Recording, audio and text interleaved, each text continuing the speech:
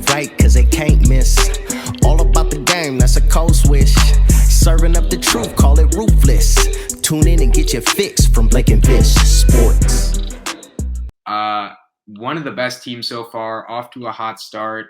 Did just suffer another loss to the Packers on Thursday night, but Kyler Murray got injured, and it's a sprained ankle, happened towards the end of the game, out for one, 2, maybe 3 weeks at most. But what do you think the impact of this injury is, and do you think it really will, in the grand scheme of things at the end of the season, hurt them a lot? Excuse me. I don't think it's going to hurt them in terms of making the playoffs or anything like that. I think they're kind of set in where they are right now. Where it makes me nervous is last year we saw Kyler Murray get off to an MVP level start, not the level that he's played this year, but a tick under. He was widely considered one of the 5, 6, 7 best quarterbacks in football, as he is right now. And we saw that Thursday night game versus Seattle, he tweaked his non-throwing shoulder, and he was not the same player the entire season. And the thing with the Cardinals is they're very talented on both sides of the ball, but they go and they win all these games because they have a very special quarterback in Kyler Murray. And what makes me nervous is that it's not that he's not going to come back. He's going to come back. He's going to play. There's no doubt about it. If you're looking at Arizona as a Super Bowl team, I don't know if this ankle injury is going to linger, in week 17 and in the first round of the playoffs and stuff, because they need 100% healthy Kyler Murray that's playing the way he played the first 5, 6 weeks of the season in order to beat a Green Bay, in order to beat a Rams, in order to beat a Dallas, in order to beat a Tampa Bay. So I think that's what I'm more nervous about, honestly. To me, I don't care even if he misses 2 weeks, because I think Arizona's already shown how good they are and they're so ahead in terms of record, right? Like, there's 5 teams in the NFC or 6 teams in the NFC that are so far ahead. And then the 7th seed, you got a bunch of 500 and below 500 teams competing for it. But I don't really care, what the repercussions are for them for the next 2 weeks. I think it does push them out of the conversation for getting the 1 seed. I think it gives the Rams the opportunity to take the lead in the division.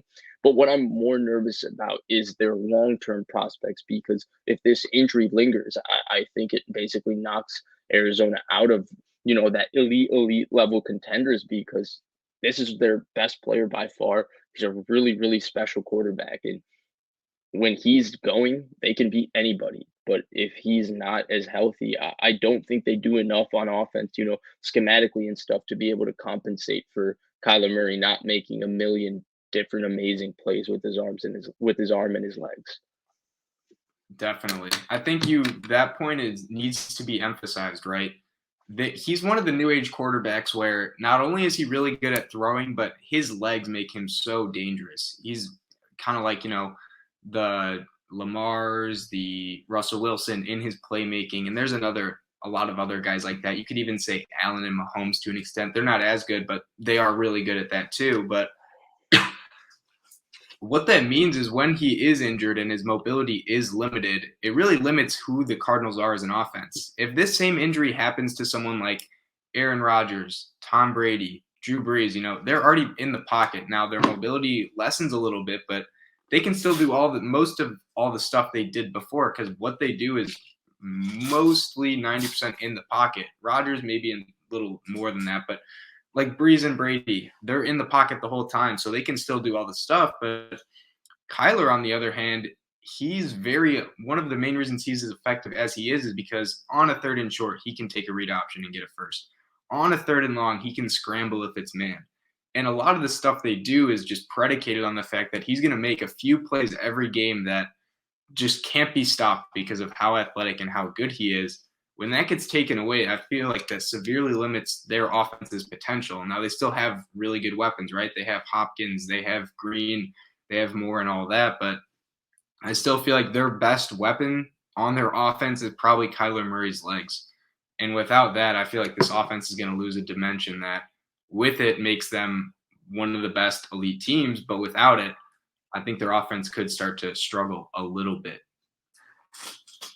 Yeah, and I think, right, that's the most important point. If their offense struggles, right, they already lost J.J. Watt. That's a massive injury. J.J. Watt was playing fantastic this season. J.J. Watt was playing like how J.J. Watt has played the last 10 years. Injuries have been really the only question for him the last 3 or 4 in terms of the level he's playing at.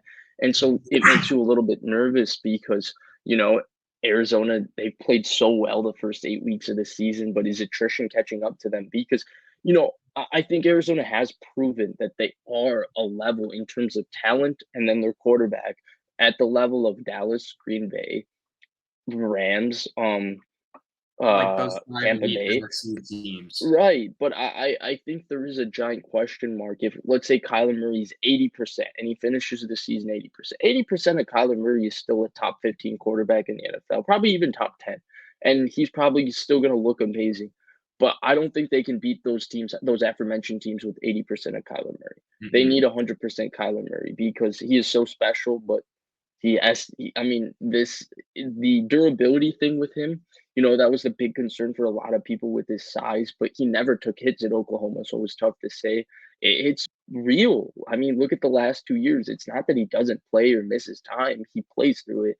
It's just that you have a drop off, and Arizona can't afford to have that drop off because I feel like they don't compensate enough around Kyler Murray. Everything is predicated on how special he is.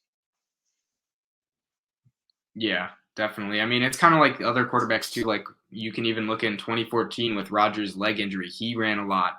And in that, in those playoffs when he was kind of on one leg, it really hurt them because a lot of what made him so good was being out of the pocket and just throwing bombs deep or, running 15 yards on a crucial third down. Well, when that's gone and you're missing that X factor element, it really, really limits sort of the big plays and just their effectiveness to kind of carry a game. And with Kyler, we kind of already saw that a little bit last year when, they were 6-3 and then they lose to the Seahawks. He gets an injured shoulder and they kind of bottom out and don't really finish the season very strong. So hopefully, it doesn't linger. That I'm not saying it's going to, but there is a realistic chance that it could, especially someone who runs as much as he does and puts as much pressure on his legs as he does. But we will see. But overall, I think Kyler, the impact of his injury could play really, really big effect in the playoffs.